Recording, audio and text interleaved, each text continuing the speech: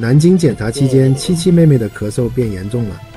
回到深圳的第二天，我们就带她回深圳儿童医院看病，诊断结果又是支气管肺炎，幸好没有感染发烧，身体也没有其他不适，吃几天药，做几天雾化就应该能好了。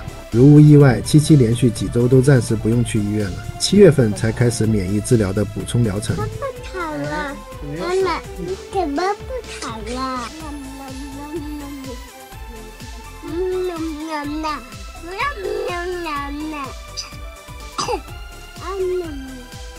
给妹妹拿药和设备，准备做雾化了。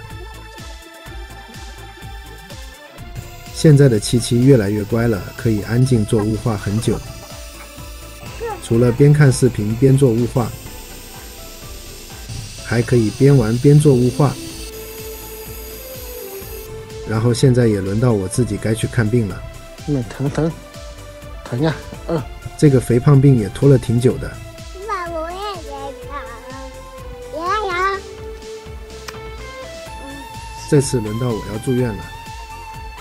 新入院病人向医生报到。下集待续吧。